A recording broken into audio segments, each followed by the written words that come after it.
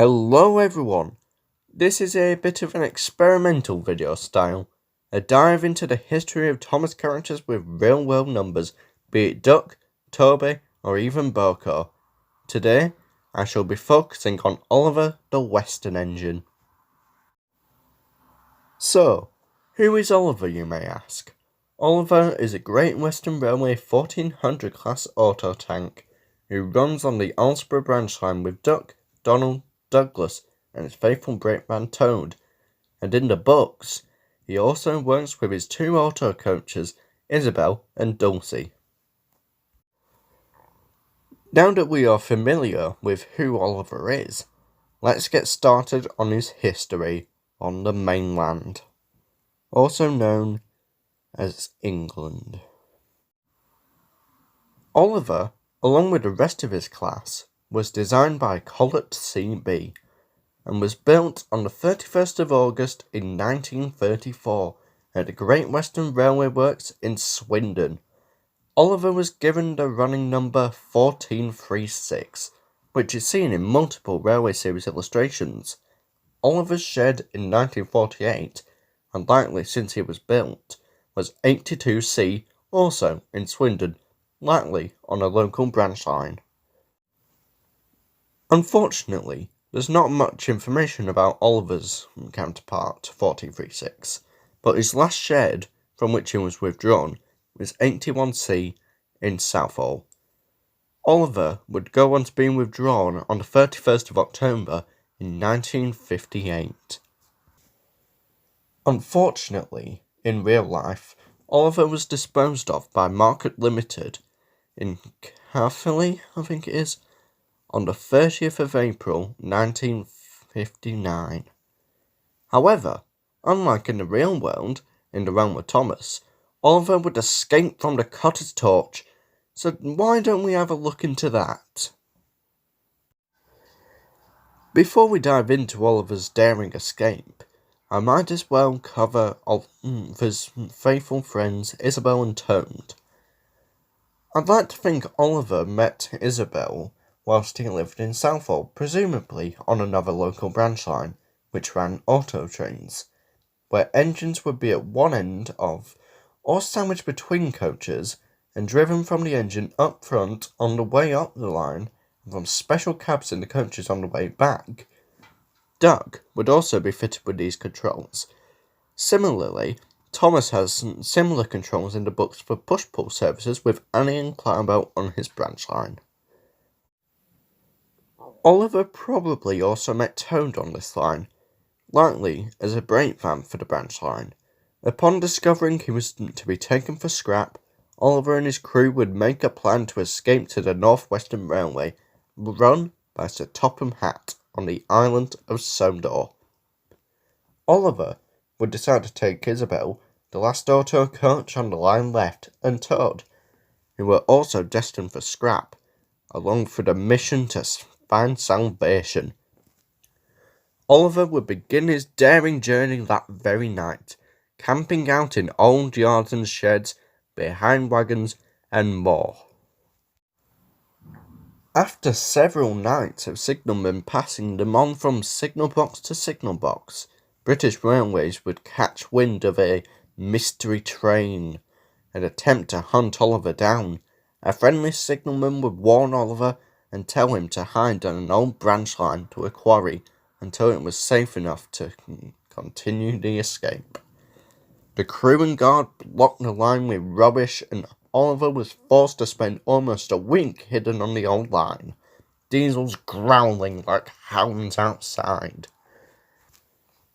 When Oliver was finally able to leave, he was running low on coal. Most stations and yards no longer had any since dieselisation had kicked in. Oliver struggled on, but ran out of coal just on the outskirts of Barrow-in-Furness, Sodor's border on the mainland side. The little Western engine would be seen and taken to a scrapyard in Barrow-in-Furness by diesels, likely Harry and Bert, since they have a thing for wanting to kill engines, especially Stepney, for some reason. Stepney was all alone, but not for long. 2 diesels approached.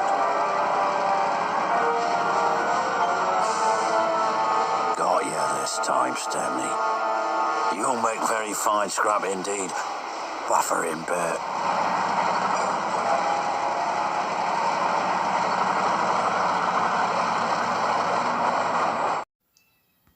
Anyway, Oliver would be there for several days, until one night. A whistle echoed around the yard as an 060 Caledonian steam engine entered the yard, shunting some wagons into a nearby siding. This engine was of course none other than Douglas. He could be blue or black, depending whether or not you preferred a TV or railway series take on the twins. Oliver's crew, who had been desperately trying to find coal every day up to this point to make the trip, managed to gather just enough steam to wheeze and get Douglas's attention. Douglas, who had been saved from scrap himself in Scotland by his twin brother Donald, is immediately determined to help the Westerners who were about to meet their deadly end. He shunts Oliver, Toad, and whether you follow the book's version or not, Isabel, in front of his goods and pulls them safely across the border onto the Fat Controller's railway.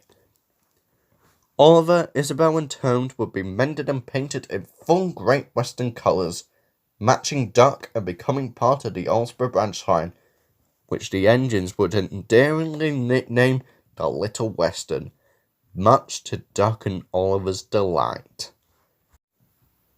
So there you have it, the real-life history of Sodor's number 11, Oliver, the Western engine, a cocky yet friendly engine with more to him than meets the eye. It just goes to show you, never judge a book by its cover. Who knows what its contents may be? I hope you all enjoyed this small experimental video. I enjoy doing this.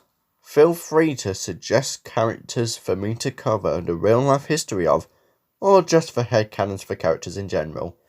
I'll see you all in the next one. Bye! Sighed Douglas. That night, Douglas was still working. He had taken the midnight goods train to a station at a faraway part of the island where only the diesels work.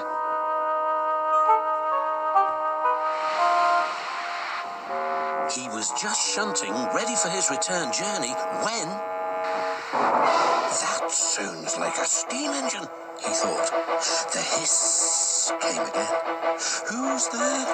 Asked Douglas. A whisper came. Are you a Fat Controller's engine? I improved it. Thank goodness. I'm Oliver, and I'm with my brake van Toad. We've run out of coal and have no more steam. But what are you doing? Escaping? From what? Scrap? Douglas shivered. Then he remembered Edward's story about saving Trevor. I'll be glad to help you, he said. It'll have to look as if you're ready for scrap, and I'm taking you away. The drivers and firemen agreed to help too. Everyone worked fast. No time to turn around, panted Douglas. I'll run tender first. Come on.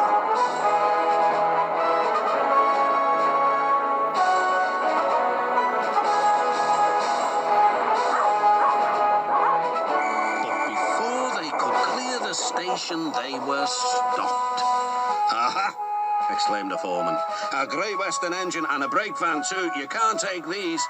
Ah, but they're all for us, said Douglas's driver. See for yourself. The foreman looked all over Oliver. Seems in order. Right, away, guard.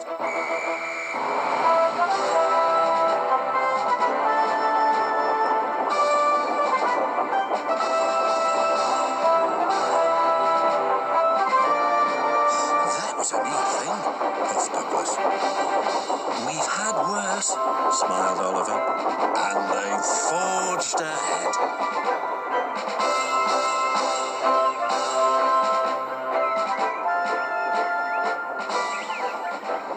It was daylight when their journey ended. "We're home," cried Douglas.